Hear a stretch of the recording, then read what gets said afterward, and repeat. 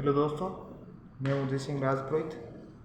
जैसा कि आप सभी जानते होंगे कि हमारा जो टॉपिक चल रहा था वो राजस्थान के विविध क्षेत्रों के नामकरण पे जो टॉपिक चल रहा था वो आज टेक्निकल वजह से वो स्टॉप हो गया था क्लास, इसलिए अपन वापस शुरू करते हैं और जो आगे के क्षेत्र हैं उन पर अपन चर्चा करने वाले हैं। ठीक है दोस्तों, तो अपन शुरू करते हैं। अभी अपना टॉपिक ले लेते हैं माँ सरस्वती का नाम कि हे माँ सरस्वती, हमें सद्बुद्धि देना कि हम हमारे लक्ष्य की ओर हमेशा अग्रसित रहें। ठीक है दोस्तों, तो आज का अपना जो पहला जो क्षेत्र है उसके बारे में अपन चर्चा करने वाले हैं। ठीक है दोस्तों, तो अपना जो क्षेत्र है उसका नाम है मालानी प्रदेश। कौन सा प्रदेश? मालानी प्रदेश।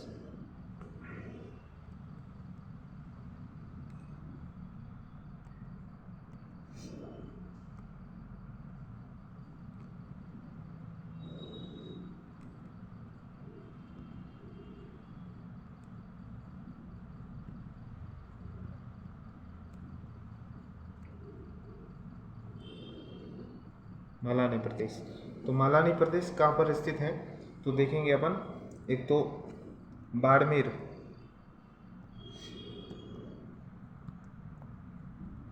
बाड़मेर की कहाँ पर है स्थित? तो बालोतरा,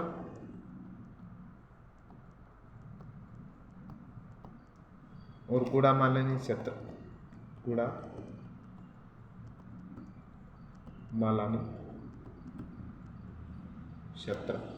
ठीक है, तो मालानी प्रदेश कहाँ स्थित है तो बाड़मेर डिस्ट्रिक्ट के अंदर है। बालोतरा और गुड़ा मालानी का ये तो तहसील है। ये बालोतरा उपखंड है अभी जो जिला बन गया है, और गुड़ा मालानी तहसील है, और यहीं पर स्थित है जो क्षेत्र है जिसका नाम है मालानी प्रदेश। तो अगर राजस्थान के मैप पे अपन देखना चाहे तो अपन देख सकते हैं कि ये जो बाड़मेर डिस्ट्रिक्ट है, और बाड़मेर डिस्ट्रिक्ट के अंदर यहाँ पे बालोतरा स्थित है और यहाँ पर गुड़ा मालानी स्थित है। तो ये जो क्षेत्र है वो मालानी प्रदेश के नाम से जाना जाता है। ठीक है दोस्तों,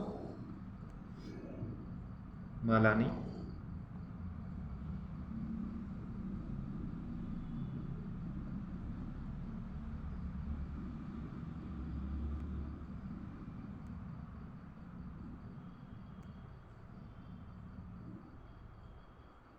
मालानी प्रदेश।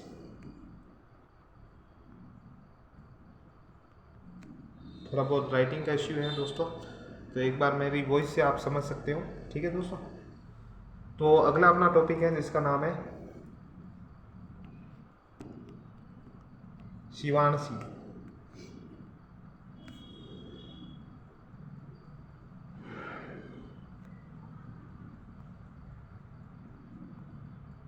जो शिवाणसी क्षेत्र है वो कहाँ पर स्थित है तो शिवाणसी अगर देखा जाए तो ये भी बाड़मेर के अंदर स्थित है। बाड़मेर के अंदर जो सिवाना तहसील है, सिवाना तहसील, और इसी सिवाना तहसील के अंदर जो क्षेत्र स्थित है उसका नाम है शिवाणसी क्षेत्र। और शिवाणसी भी राजस्थान के अगर मैप पे मैं आपको दिखा दूं तो ये राजस्थान का मैप है, और राजस्थान के मैप पे जो सिवाना है वो बालोतरा के पास ही है। यहाँ पर सिवाना स्थित है, तो यहाँ से शिवाणसी प्रदेश आप समझ सकते हो। शिवाणसी क्षेत्र। ठीक है दोस्तों, तो ये शिवाणसी क्षेत्र। फिर अपन आगे बात करेंगे चौराही प्रदेश की। जो चौराही प्रदेश है वो कहाँ पर स्थित है? अगर मैं बात करूँ चौराही, कौन सा प्रदेश? चौराही।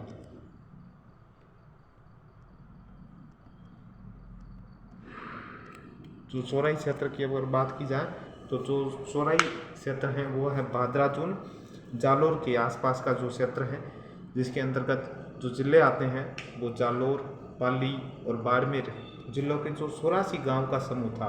कौन कौन से जिले मैं आपको मैप पर दर्शा दूँ, आपको दिखा देता हूँ। ये जो राजस्थान का मैप है इसके अंदर कौन कौन से डिस्ट्रिक्ट आते हैं वो देख लेते हैं। एक तो आता है जालोर, ठीक है, एक तो ये जालोर डिस्ट्रिक्ट, ठीक है। दूसरा बाड़मेर, ये बाड़मेर, और तीसरा पाली, ये पाली, पाली। जिसे आप अगर शॉर्टकट के अंदर समझना चाहो तो ये जो क्षेत्र है ना 3 जिलों का, इसे बोलते हैं बीजेपी। बीजेपी, बीजेपी के अंदर बाड़मेर, जालोर और पाली का जो क्षेत्र है, इन बीजेपी के अंदर 84 गांवों का समूह, 84 गांवों का जो समूह है, गांवों का समूह है, वो कहलाता है क्या? चौराही। चौराही, जो सोराई क्षेत्र है वो कौन से जिलों के अंदर आता है? 84 गांवों का समूह है, वो बाड़मेर, जालोर और पाली डिस्ट्रिक्ट के अंदर आता है। ठीक है दोस्तों, अगला जो क्षेत्र है उसका नाम है नेहड़।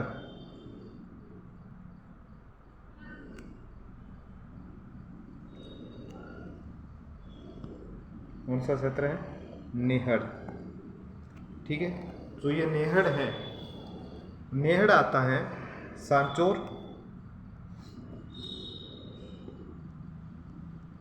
अभी डिस्ट्रिक्ट बन गया है ये सांचौर, तो पहले जालोर के अंदर आता था। ठीक है, तो जालोर का सांचौर और बाड़मेर का बाखासर, सेड़वा का जो तहसील है बाखासर,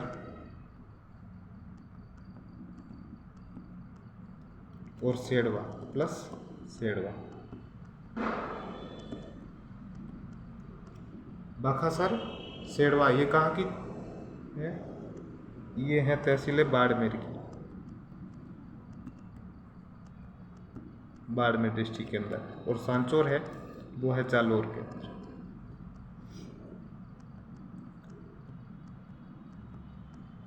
ठीक है दोस्तों, तो ये नेहड़ क्षेत्र कौन से 2 जिलों के अंदर है? बाड़मेर और जालोर के अंदर। अगर आप मैप से देखना चाहते हो तो ये लीजिए, ये बाड़मेर और जालोर, इन दोनों डिस्ट्रिक्ट का जो क्षेत्र है, पूरे डिस्ट्रिक्ट नहीं है, बाड़मेर की बाखासर और सेड़वा और जालोर के अंदर सांचौर, इस क्षेत्र को नाम दिया जाता है नेहड़। क्या दिया जाता है? नेहड़।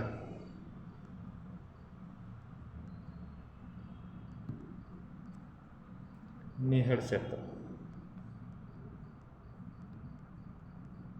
ठीक है दोस्तों, तो बाड़मेर और जालोर का जो क्षेत्र है ये नेहड़ क्षेत्र के नाम से जाना जाता है। ठीक है दोस्तों, एक बार मैं इन सभी को इरेज कर देता हूँ।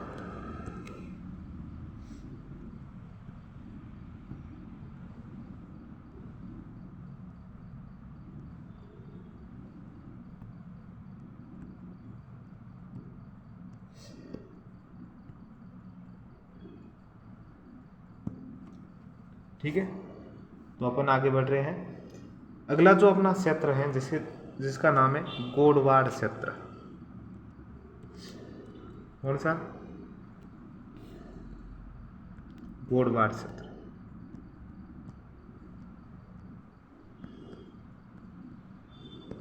गोडवाड़ क्षेत्र ये कहाँ पर स्थित है? तो गोडवाड़ जो क्षेत्र है वो बेसिकली कहा जाता है कि जो जालोर है, जालोर के अंदर एक तहसील हुआ करती है जिसका नाम है आहोर। क्या नाम है? आहोर। तो जालोर की डिस्ट्रिक्ट की तहसील है जिसका नाम है आहोर, और पाली जिले के अंदर एक तहसील है जिसका नाम है बाली। बाली। ठीक है, पाली के अंदर है बाली और आहोर के अंदर है जालोर।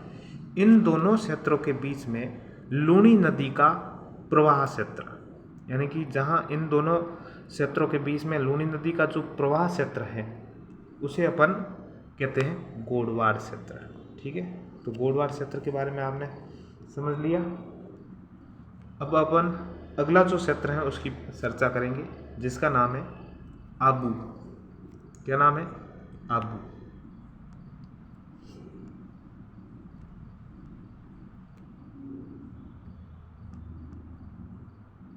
आबू।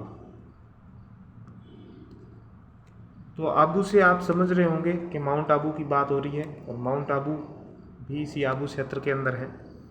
ये जो आबू क्षेत्र हैं ये सिरोही के अंदर स्थित है। कहाँ पर है? सिरोही के अंदर स्थित है। आबू क्षेत्र सिरोही के अंदर स्थित है।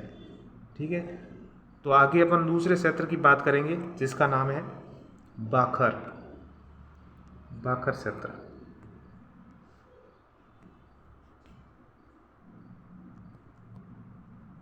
बाखर, ये जो बाखर क्षेत्र है ये कहाँ पर है? आप देखोगे जो बाखर क्षेत्र है वो कहाँ पर कहा जाता है? सिरोही जिला है। सिरोही जिले के पूर्वी भाग में जो पर्वत हैं, पहाड़ी और पर्वत है, उनका जो कटा फटा रूप है जहाँ पर तीव्र ढाल होती है।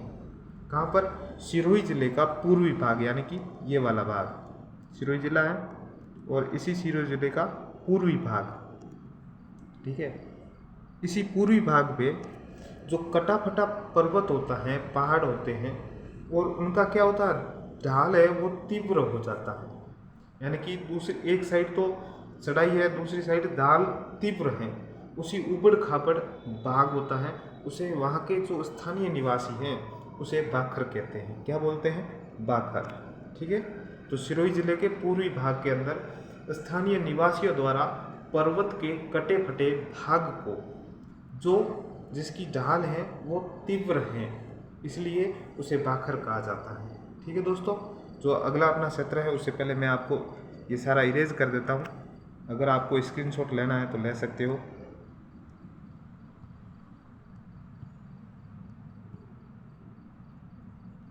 ठीक है दोस्तों, जो अगला अपना क्षेत्र है उसका नाम है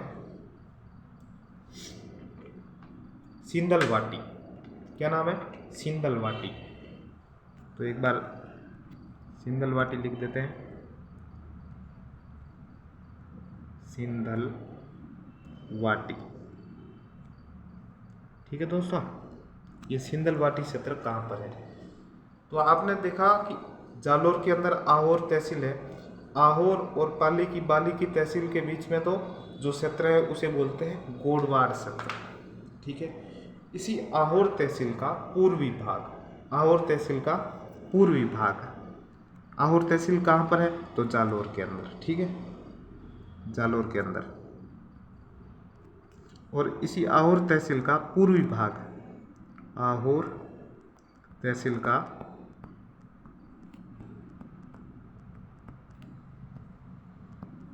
पूर्वी भाग, पूर्वी भाग, उसे क्या कहा जाता है? सिंदलवाटी क्षेत्र। ठीक है, तो सिंदलवाटी क्षेत्र कहाँ है? जालोर के अंदर तहसील है आहोर, और उसी आहोर तहसील का पूर्वी भाग सिंदलवाटी कहलाता है। ठीक है, अगला जो क्षेत्र है उसके बारे में अपन चर्चा करेंगे।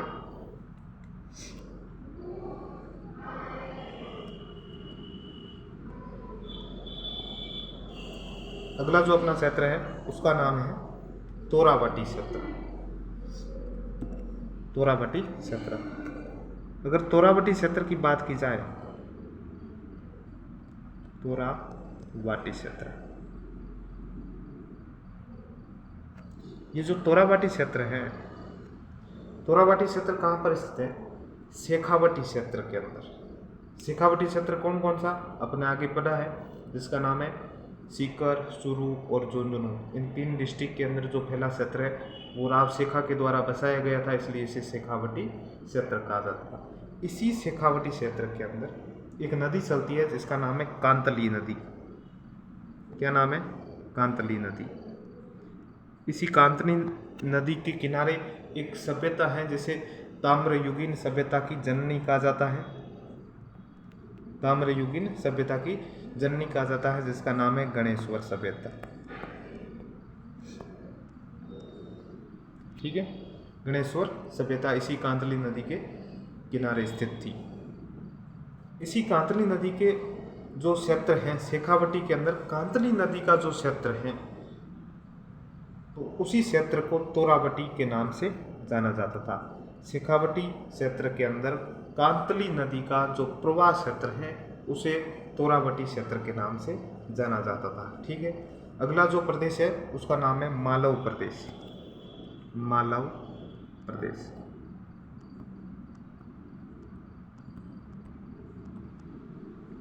मालव प्रदेश। जो मालव प्रदेश है, तो आप मालवा का पठार का नाम सुना होगा। तो मालवा का पठार राजस्थान के दक्षिण पूर्वी भाग में स्थित है।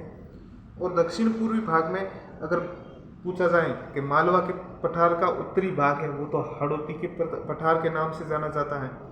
तो मालवा के पठार का कौन सा भाग है जो राजस्थान के अंदर आता है?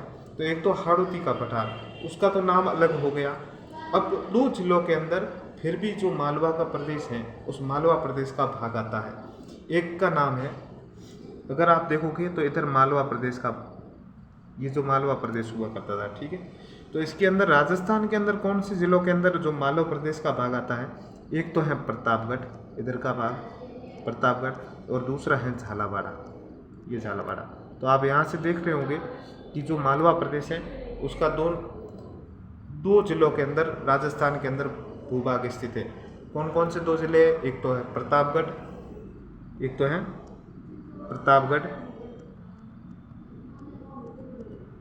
और दूसरा है झालावाड़,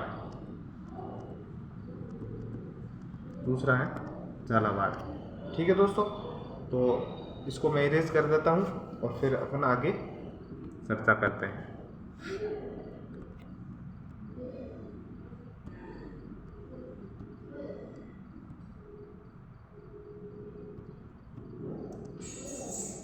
ठीक है दोस्तों, जो अपना अगला क्षेत्र है उसका नाम है सुजला। क्या नाम है? सुजला। ये सुजला क्षेत्र है,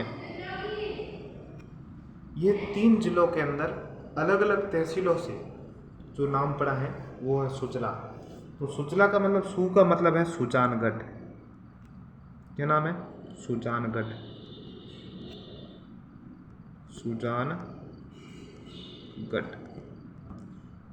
ये जो सुजानगढ़ है वो कौन से ज़िले की तहसील है?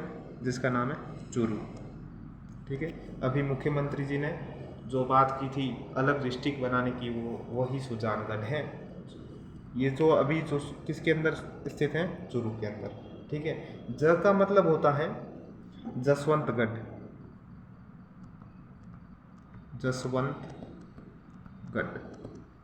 ये जो जसवंतगढ़ है वो कहाँ पर स्थित है? तो जसवंतगढ़ आप बात करोगे सीकर की, सीकर के अंदर है जसवंतगढ़। और सुजला, लाज का मतलब होता है लाडनू। ये जो लाडनू क्षेत्र है वो कहाँ पर स्थित है?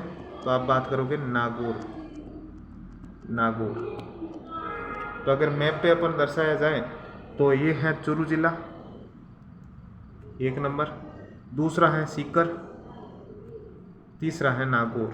इन 3 जिलों का जो क्षेत्र है वो सुजला क्षेत्र के नाम से जाना जाता है। ठीक है दोस्तों, फिर अपन बात करेंगे गिरवा। जो गिरवा है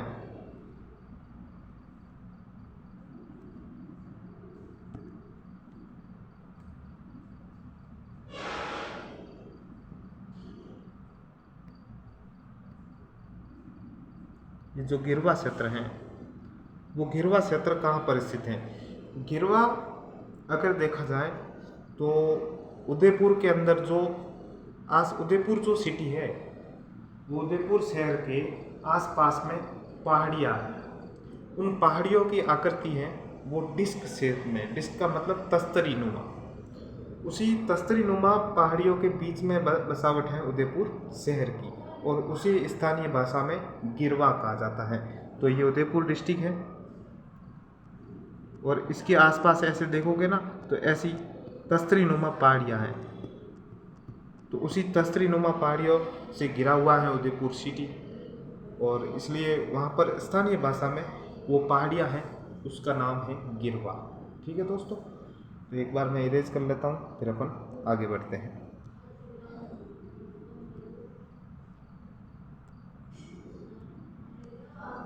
जो अगला अपना क्षेत्र है उसका नाम है मगरा। क्या नाम है? मगरा।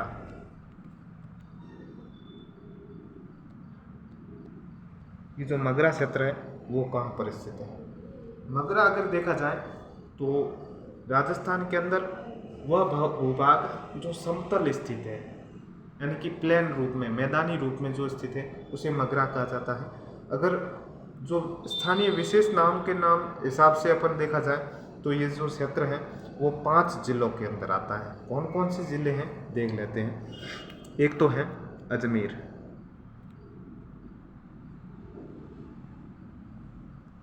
अजमेर,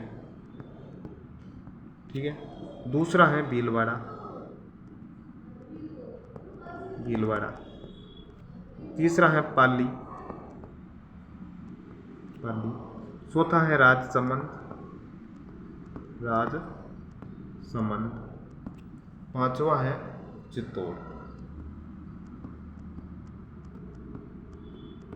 ये 5 जिलों के अंदर जो क्षेत्र हैं उस क्षेत्र को प्लेन यानी कि एकदम समतल आकार का जो क्षेत्र है उसे ही मगरा क्षेत्र के नाम से जाना जाता है, ठीक है।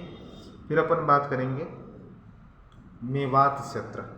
ये जो मेवात क्षेत्र है वो कहाँ पर स्थित है, ठीक है। किसकी बात करेंगे, मेवात क्षेत्र की।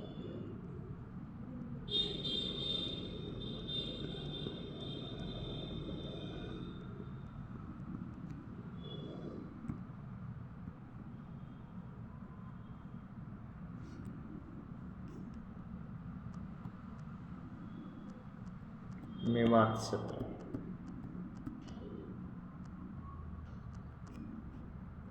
ये जो मेवात क्षेत्र कहाँ पर स्थित है राजस्थान के मैप के ऊपर देख लेते हैं। मेवात जो क्षेत्र है वो राजस्थान के एक भूभाग है जिसके अंदर मेव जाति का बाहुल्य है, और उसी मेव जाति के बाहुल्य के होने के कारण उसी क्षेत्र को मेवात क्षेत्र के नाम से जाना गया। तो राजस्थान के अंदर कौन कौन से जो क्षेत्र हैं जिसे मेवात क्षेत्र के नाम से जाना जाता है। तो ये जो अलवर जिला है, ये अलवर, इस अलवर जिले का पूर्वी भाग यानी कि ये वाला भाग, और जो भरतपुर जिला है इसका उत्तरी भाग, भरतपुर ये यानी कि अलवर, बी यानी कि भरतपुर, ठीक है। भरतपुर का उत्तरी भाग और अलवर का पूर्वी भाग, इसी क्षेत्र को ही मेवात क्षेत्र के नाम से जाना जाता है, ठीक है दोस्तों। तो अलवर का पूर्वी और भरतपुर का उत्तरी भाग उसे ही मेवात क्षेत्र के नाम से जाना जाता है, ठीक है दोस्तों। अपन आगे बढ़ते हैं। जो अगला अपना क्षेत्र है उसका नाम है डांग क्षेत्र। क्या नाम है, डांग क्षेत्र, डांग क्षेत्र, ठीक है। ये जो डांग क्षेत्र है वो कहाँ पर स्थित है। डांग क्षेत्र 4 जिलों के अंदर स्थित है। कौन कौन से जिले हैं देख लेते हैं। देखना, डांग जो क्षेत्र है एक तो है करौली, करौली का क्षेत्र। दूसरा जिला है कोटा, कोटा। तीसरा है सवाई माधोपुर, सवाई माधोपुर, ठीक है। चौथा है धौलपुर, धौलपुर। अगर आप मैप पे देखना चाहें तो देखना, ये है सवाई माधोपुर, ये है करौली, ये है धौलपुर और ये है अपना कोटा। तो यहाँ का जो दक्षिण पूर्वी राजस्थान का जो क्षेत्र है ये वाला, इसे ही डांग क्षेत्र के नाम से जाना जाता है।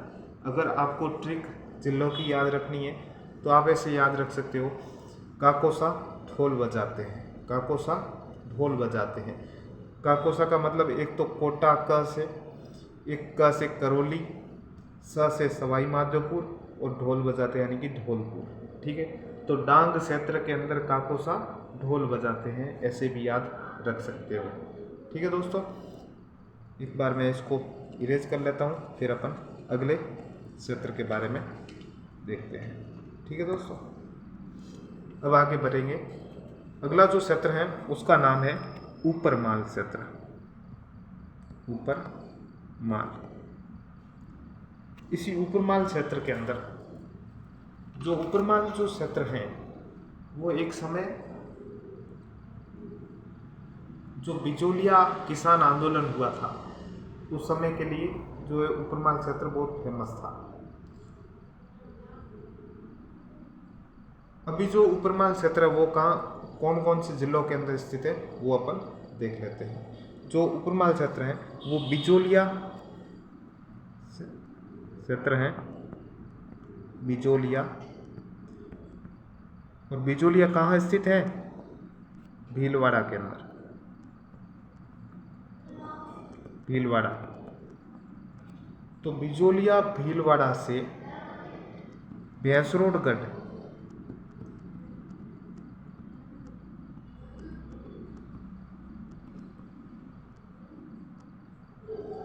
भैंसरोडगढ़, भैंसरोडगढ़ कहाँ है?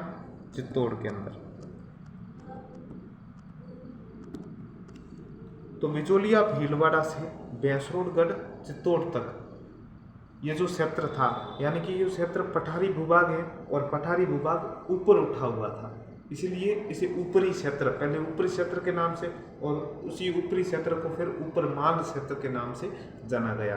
तो बिचौलिया भीलवाड़ा से भैंसरोडगढ़ चित्तौड़गढ़ तक आप देख लेते हैं। ये बिचौलिया भीलवाड़ा का और भैंसरोडगढ़ चित्तौड़गढ़, ये भैंसरोडगढ़ चित्तौड़गढ़, इन दोनों के बीच का जो क्षेत्र है उसे ही ऊपरमाल क्षेत्र के नाम से जाना जाता था।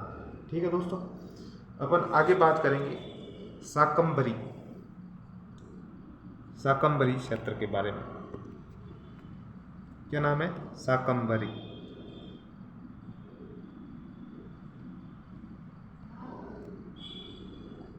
शाकंभरी क्षेत्र, जो शाकंभरी क्षेत्र है वो शाकंभरी सांबर झील, और सांबर झील कहाँ कहाँ पर है? जयपुर और नागौर के बीच में, जयपुर और नागौर के बीच में स्थित है। उसका नाम है सांबर झील। राजस्थान की सबसे बड़ी खारे पानी की झील है। ठीक है, तो नागौर और जयपुर के अंदर यहाँ पर स्थित है सांबर झील। और इसी सांबर झील के आसपास का जो क्षेत्र था उसी क्षेत्र को नाम दिया जाता था शाकंभरी। अगर देखा जाए तो राजस्थान के अंदर चौहानों का शासन था, इसी चौहान वंश की नींव है यहीं शाकंभरी के आसपास ही रखी थी। ठीक है, तो शाकंभरी के चौहान कहे जाते थे, इसलिए तो शाकंभरी के चौहान कहे जाते हैं। और शाकंभरी माता चौहानों की क्या थी? आराध्य देवी को,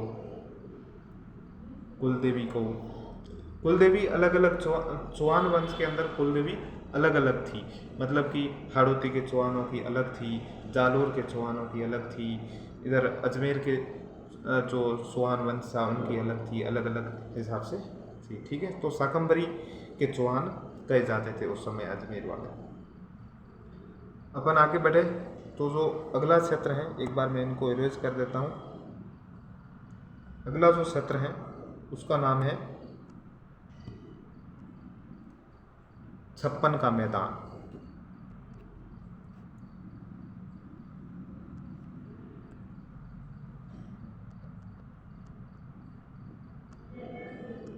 छप्पन का मैदान, ये जो छप्पन का मैदान है इसका नाम छप्पन का मैदान कैसे पड़ा? अगर देखा जाए तो बांसवाड़ा और प्रतापगढ़ दो डिस्ट्रिक्ट हैं राजस्थान के दक्षिण में, ये बांसवाड़ा रहा और ये प्रतापगढ़ रहा। इन दोनों डिस्ट्रिक्ट के बीच में कहते हैं कि वहाँ पर 56 नदी नालों का समूह था, यानी कि कभी छोटा नदी कोई एक नाला चल रहा था, वो ऐसे करके 56 नालों का समूह था। और उसी 56 नालों के समूह को 56 का, और उन्हीं नाला और नदी का क्या होता है? मैदान होते हैं। जैसे पढ़ते हैं ना अपन, गंगा का मैदान, यमुना का मैदान, उसी हिसाब से ब्रह्मपुत्र का मैदान, तो उसी हिसाब से यही है। तो 56 नदी नालों का जो क्षेत्र था उसी 56 नदी नालों के क्षेत्र को मैदान कहा गया। ठीक है, तो ये जो 56 का मैदान है वो कौन कौन से डिस्ट्रिक्ट के अंदर स्थित है, ये क्वेश्चन आता है तो आप प्रतापगढ़ और राजस्थान के बांसवाड़ा पे टिक मारोगे। तो बांसवाड़ा और प्रतापगढ़ का क्षेत्र है, 56 नदी नालों का जो समूह था उसे ही 56 का मैदान कहा जाता था। ठीक है, अगला जो क्षेत्र है उसका नाम है राडधरा। क्या नाम है? राडधरा। राडधरा, जो राडधरा है अपन ने गुड़ामालानी क्षेत्र है, वो गुड़ामालानी बाड़मेर के अंदर स्थित है। ठीक है, गुड़ामालानी क्षेत्र बाड़मेर के अंदर स्थित है। इसी गुड़ामालानी क्षेत्र के आसपास के जो क्षेत्र हैं उसी क्षेत्र को राडधरा के नाम से जाना जाता है। तो राडधरा कहाँ है? बाड़मेर के अंदर गुड़ामालानी तहसील है, उसी गुड़ामालानी तहसील के आसपास के जो क्षेत्र हैं उसको राडधरा के नाम से जाना जाता है। ठीक है, अगला जो क्षेत्र है उसका नाम है मेवल प्रदेश। कौन सा? मेवल प्रदेश।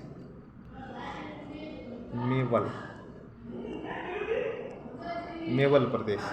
अगर मेवल प्रदेश की बात की जाए तो पहले अपन ने पढ़ा बांसवाड़ा और डूंगरपुर। ठीक है, और अब अपन पढ़ेंगे बांसवाड़ा, तो कॉमन है, और पहले बांसवाड़ा और प्रतापगढ़ का पढ़ा जहाँ पर छप्पन का मैदान स्थित है। इस बार बांसवाड़ा और डूंगरपुर का पढ़ेंगे। ठीक है, बांसवाड़ा और डूंगरपुर, और इसी क्षेत्र को क्या कहा जाता है? मेवल प्रदेश। तो बांसवाड़ा और डूंगरपुर के क्षेत्र को क्या कहा जाता है? मेवल। बांसवाड़ा और प्रतापगढ़ के क्षेत्र को क्या कहा जाता है? छप्पन का मैदान। ठीक है, और बांसवाड़ा, डूंगरपुर और प्रतापगढ़ तीनों के क्षेत्र को क्या कहा जाता है? वागड़ प्रदेश। अगर पूछा जाए काठल प्रदेश किसको कहा जाता है? केवल प्रतापगढ़ के क्षेत्र को ही काठल प्रदेश कहा जाता है। तो आप सभी को क्लियर होना चाहिए, यहाँ से क्वेश्चन भी बनता है। अगर पूछा जाए काठल का क्षेत्र तो एक जिला ओनली फॉर प्रतापगढ़। अगर पूछा जाए मेवल प्रदेश तो मेवल प्रदेश डूंगरपुर और बांसवाड़ा। अगर पूछा जाए छप्पन का मैदान तो प्रतापगढ़ और बांसवाड़ा। अगर क्वेश्चन पूछा जाए कि जो वागड़ प्रदेश किसे कहा जाता है तो डूंगरपुर, प्रतापगढ़ और बांसवाड़ा के क्षेत्र को ही वागड़ प्रदेश कहा जाता है। ठीक है, अगला जो क्षेत्र है जिसका नाम है नाली प्रदेश। नाली प्रदेश। ठीक है, तो नाली प्रदेश कहाँ पर स्थित है? अगर देखेंगे एक नदी आती है शिवालिक हिमालय से जिसका नाम है अंतप्रवाह की, जो सबसे बड़ी नदी है राजस्थान की। अगर पूछा जाए तो जिसका नाम है घग्गर नदी। क्या नाम है? घग्गर नदी। और ये जो घग्गर नदी है उसका जो राजस्थान के अंदर क्षेत्र है वो है हनुमानगढ़ और गंगानगर। ये जो ऊपरी भाग है उत्तरी राजस्थान के अंदर गंगानगर और हनुमानगढ़ का क्षेत्र। इसी घग्गर नदी का जो आसपास का क्षेत्र है उसी क्षेत्र को नाली क्षेत्र के नाम से जाना जाता है। ठीक है, तो गंगानगर और हनुमानगढ़ इन दोनों के अंदर घग्गर नदी के क्षेत्र को ही नाली क्षेत्र के नाम से जाना जाता है। कभी कभार इन्हें पाट के नाम से भी जाना जाता है। क्या? पाट। तो नाली और पाट क्षेत्र कहाँ है? गंगानगर और हनुमानगढ़ डिस्ट्रिक्ट के अंदर स्थित है। ठीक है दोस्तों, तो अपन आगे बढ़ते हैं। जो अब अपन पढ़ेंगे जिसका नाम है राजस्थान के प्राचीन भूभाग, यानी कि जो प्राचीन समय के अंदर किस शहर के क्या नाम थे उसके बारे में अपन देखेंगे। ठीक है दोस्तों, तो एक बार क्विक रिवीजन मान लेते हैं इन सभी क्षेत्रों के नाम को, मतलब कि प्राचीन क्षेत्र के अंदर क्या क्या नाम से कौन कौन से क्षेत्र जाने जाते थे। ठीक है, अगर बात करूं मैं अजमेर की, अजमेर,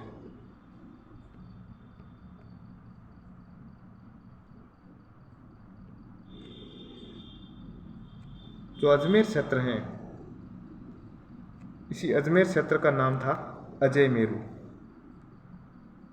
क्या नाम था? अजय मेरू।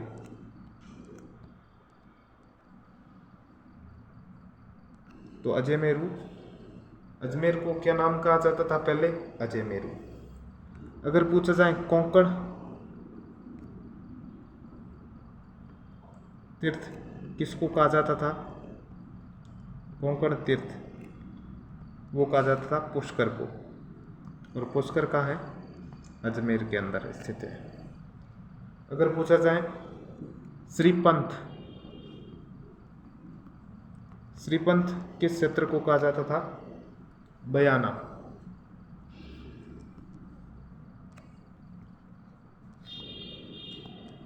और बयाना कहाँ है? भरतपुर के अंदर। तो श्रीपंथ किस क्षेत्र को कहा जाता था? बयाना भरतपुर के क्षेत्र को श्रीपंथ कहा जाता था।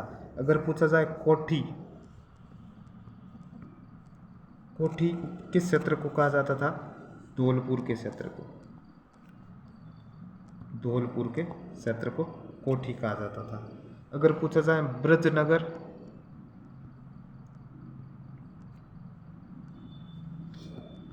ब्रजनगर किस क्षेत्र को कहा जाता था? तो आप कहोगे झालरा पाटन, जहाँ पे वसुंधरा राजे चुनाव लड़ती हैं, झालरा पाटन। और झालरा पाटन कहाँ है? झालावाड़ के अंदर। तो झालरा पाटन का प्राचीन नाम क्या था? ब्रजनगर। अगर पूछा जाए बैराठ यानी कि विराटनगर, विराटनगर किस क्षेत्र को कहा जाता था?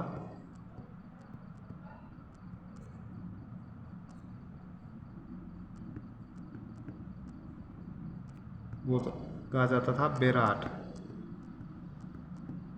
बैराठ को कहा जाता था विराटनगर।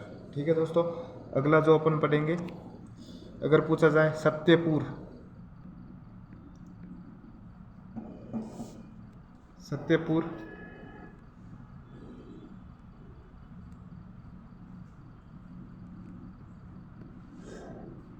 किस क्षेत्र को कहा जाता था?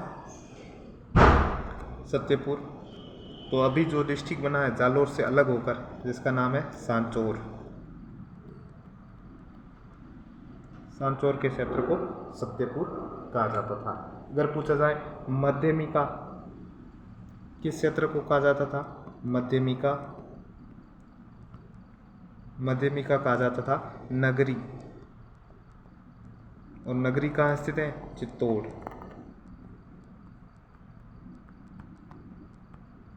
नगरी कहाँ स्थित है?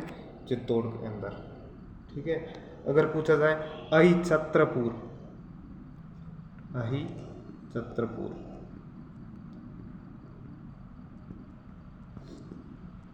अहिछत्रपुर किस क्षेत्र को कहा जाता था? आप कहोगे नागौर, नागौर के ही क्षेत्र को अहिछत्रपुर कहा जाता था। अगर पूछा जाए उपकेश पटन, उपकेश पटन, उपकेश पटन किस क्षेत्र को कहा जाता था? आप कहोगे ओसिया, और ओसिया कहाँ आया हुआ है? ओसिया आया हुआ है जोधपुर के अंदर, ओसिया जोधपुर के अंदर। अगर पूछा जाए कांठल, तो कांठल प्रदेश का मैंने आपको पहले से ही बता दिया है। अगर पूछा जाए आलोर किसको क्षेत्र को कहा जाता था? आलोर, आलोर कहा जाता था अलवर क्षेत्र को, अलवर क्षेत्र को ही आलोर के नाम से जाना जाता था। ठीक है। अगर पूछा जाए, अगली स्लाइड के अंदर अपन लिख देते हैं, अगर पूछा जाए ताम्रवती नगरी,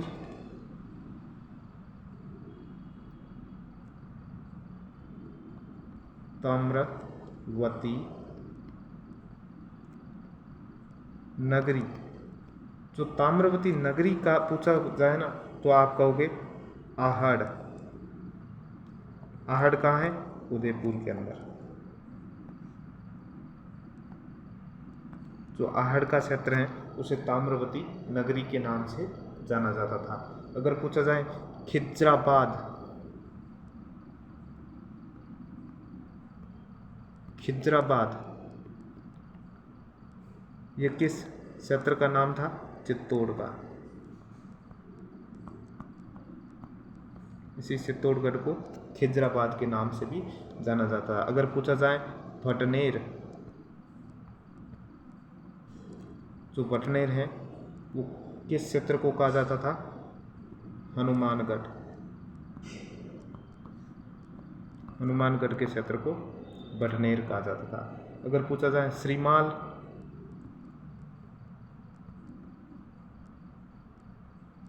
श्रीमाल किस क्षेत्र को कहा जाता था? भीनमाल के क्षेत्र को, और भीनमाल कहाँ है? जालोर के अंदर स्थित है। भीनमाल के क्षेत्र को श्रीमाल कहा जाता है। अगर पूछा जाए जयपुर को, जयपुर को किस नाम से जानते थे? जयनगर। क्या? जयनगर।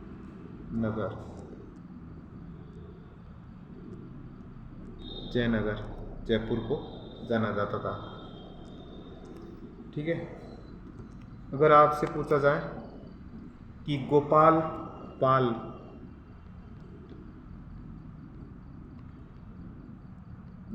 पाल किस क्षेत्र को कहा जाता था? ये जो क्षेत्र था उसका नाम था करौली क्षेत्र को गोपाल पाल के नाम से जाना जाता था पहले। अगर पूछा जाए रामनगर किस क्षेत्र को कहा जाता था? गंगानगर के क्षेत्र को रामनगर कहा जाता था। अगर पूछा जाए सीहंद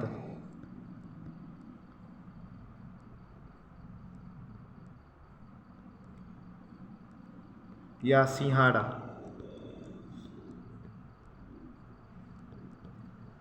ये किस क्षेत्र को कहा जाता था? ये कहा जाता था नाथद्वारा। नाथद्वारा कहाँ है? राजसमंद के अंदर नाथद्वारा वो कहा जाता था। ठीक है दोस्तों, तो आज अपन ने बात की राजस्थान के विविध क्षेत्रों के नामकरण और राजस्थान के किस शहर का प्राचीन नाम क्या था। ठीक है दोस्तों, तो आज लगभग अपना टॉपिक राजस्थान का स्थिति और विस्तार कंप्लीट होता है। अगर कोई चीज़ फिर भी रह गई तो हम उसके बारे में आगे बात कर लेंगे। और एक मैं आपको बता देता हूँ राजस्थान के जो अंतर्राज्यीय और अंतर्राष्ट्रीय सीमाओं पर स्थित जिलों के बारे में। तो अगर देखा जाए, आपको पूछा जाए कि राजस्थान के अंतर्राष्ट्रीय सीमा पर कितने ज़िले स्थित हैं और राजस्थान की अंतर्राज्यीय सीमा पर कितने ज़िले स्थित हैं, उसके बारे में अगर पूछा जाए तो अब देखना, जो राजस्थान के अंतर्गत यानी कि जो राजस्थान का ये मान लीजिए मैप है, ये राजस्थान का मैप है, तो इस राजस्थान के मैप पर इधर वाली जो सीमा है उसे तो बोलते हैं अंतर्राष्ट्रीय।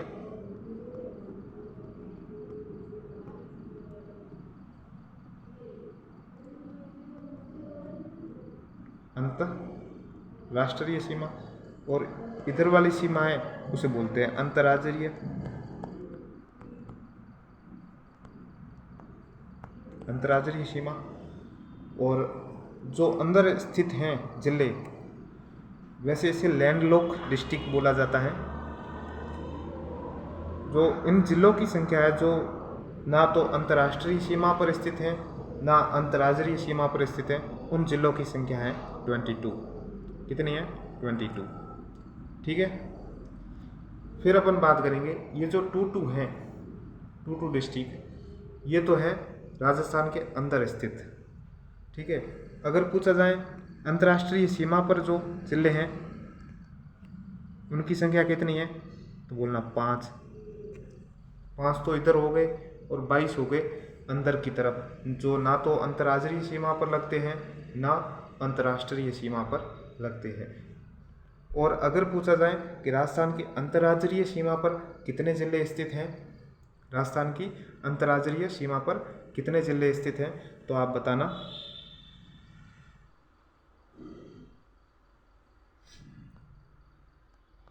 तेईस। ठीक है। ये 23 जिले हैं वो प्योरली, अगर पूछा जाए ये 23 जिले हैं। अगर पूछा जाए ना अंतर्राज्यीय सीमा पर, तो आप बोलोगे 25। ठीक है। 25 जिले स्थित हैं। तो अंतर्राज्यीय सीमा पर कुल कितने जिले स्थित हैं, तो 25। अंतर्राष्ट्रीय सीमा पर कुल कितने जिले स्थित हैं, तो 5। अगर पूछा जाए जो ना तो अंतर्राष्ट्रीय ना अंतर्राज्यीय सीमा पर लगते हैं, तो आप बोलोगे 22। ठीक है। फिर अगर पूछा जाए, अगर एक क्वेश्चन आता है कि केवल का पूछ सकता है, केवल अंतर्राष्ट्रीय सीमा पर, केवल अंतर्राष्ट्रीय सीमा पर जिले कितने हैं, तो आपने देखा कि अंतर्राष्ट्रीय सीमा पर कुल जो जिले हैं उन कुल जिलों की संख्या तो है 5।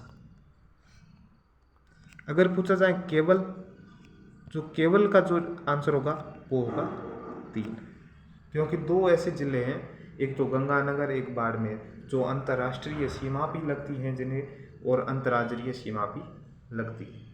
ठीक है। अगर वैसे ही क्वेश्चन पूछा जाए केवल अंतर्राज्यीय सीमा पर, केवल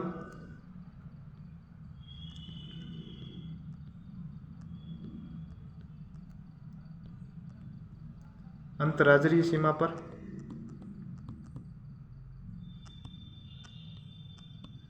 जिले कितने हैं, केवल अंतर्राज्यीय सीमा पर है 23,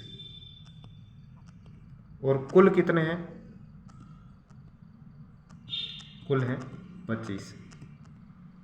तो अगर पूछा जाए केवल अंतर्राज्यीय सीमा पर जिले कितने, 3, अंतर्राष्ट्रीय सीमा पर कितने, 3। अगर पूछा जाए कुल अंतर्राष्ट्रीय सीमा पर जिले कितने, 5। केवल अंतर्राज्यीय सीमा पर जिले कितने, 23। कुल अंतर्राज्यीय सीमा पर जिले कितने, 25। तो इसका मैं फॉर्मूला आपको बता दूं, एक आप याद रखना, एक बार लिखना 2 3 2 3। ठीक है। एक 2 3 को एक साथ लगना, दूसरे 2 3 को अलग अलग लिख देना। ठीक है। फिर आपको यहाँ से क्या करना है, 2 राउंड शेप लगाने हैं। कहाँ से, आप यहाँ से देखोगे, इन दोनों को एक साथ करना है, फिर इन दोनों को एक साथ करना है। ठीक है। अगर पूछा जाए ये तो किसकी बात होगी, कुल की,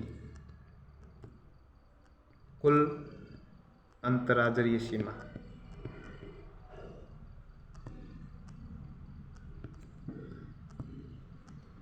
सीमा की बात करेंगे तो कुल कितने हुए, 23 और 2 25। ठीक है। अगर बात की जाए केवल की, तो ये केवल के अंदर 23 आ जाएंगे। ठीक है।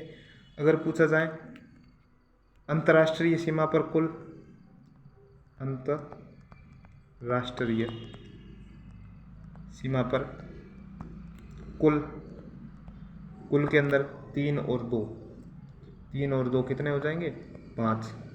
अगर पूछा जाए केवल अंतर्राष्ट्रीय सीमा पर, तो आप कहोगे 3। ठीक है। तो 2 3 2 3 वाला आप फॉर्मूला याद रखना ना। ठीक है दोस्तों, अगर कंटेंट अच्छा लगा है तो प्लीज़ लाइक एंड सब्सक्राइब ज़रूर करिएगा, और अगर मिलते हैं अपन आगे वाले नेक्स्ट वीडियो के अंदर। ठीक है दोस्तों, तो जय हिंद, जय भारत, वंदे मातरम।